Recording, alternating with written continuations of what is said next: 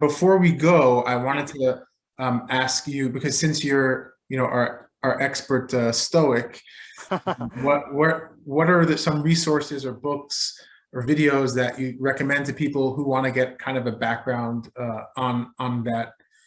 Yeah, it's a good question. So I'll give three categories. Okay, category one is I am a big believer, both in my Torah teaching and in my Stoic learning and in thinking in general, is go to the source. Like learn firsthand sources. When I teach in any capacity, I always try to show the actual text. I mean, I usually have to translate it because not everyone knows how to translate, but see it in the actual text. Like there are people who will debate positions of Rishonim that I can tell they've just never looked it up.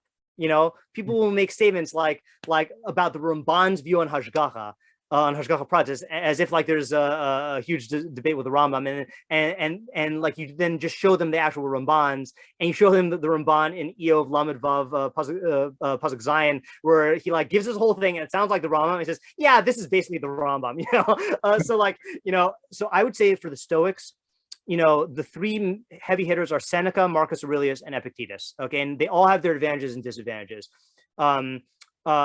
Marcus Aurelius is probably the most idea rich, okay, out of all of them. Like every statement is like a lot of stuff to think about. Epictetus, the work is called the Enchiridion, the handbook, which is literally like it's like Stoicism for dummies. I don't know if people still know what the For Dummies series is, but like if you take Stoicism and like reduce them to like a handbook of principles, then that's what it is. So that's a very accessible thing, very core teachings. And then Seneca is the most conversational. You feel like you're talking to a real human being because he was writing letters to his student Lucilius or Lucilius. Almost all of these are available in the public domain.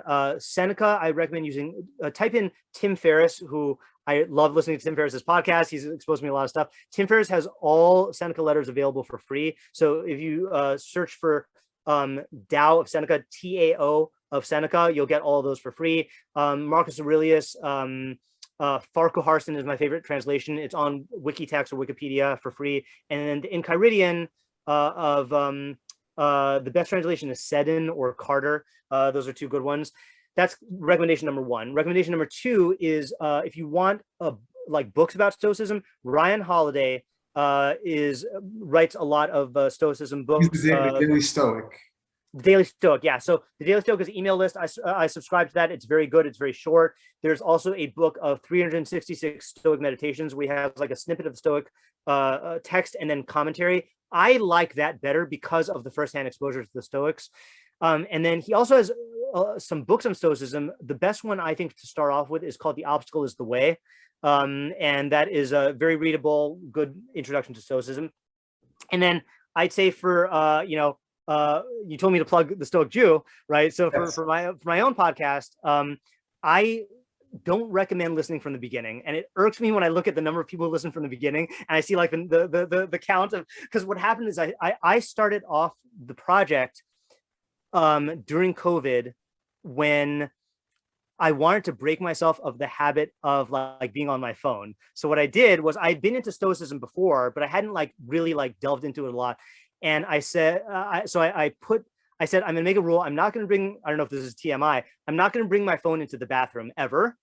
I'm just going to have a stack of Stoic writings. So whenever I go into the bathroom, I will read the Stoic writings. And then because I'm a teacher, I thought to myself, oh, you know what? If I made little WhatsApp voice messages, 5-minute messages where I read a thing and then talk about it, and I do it once a day, then that'll be good for my students. So I started sending out these like WhatsApp voice messages that were 5 minutes.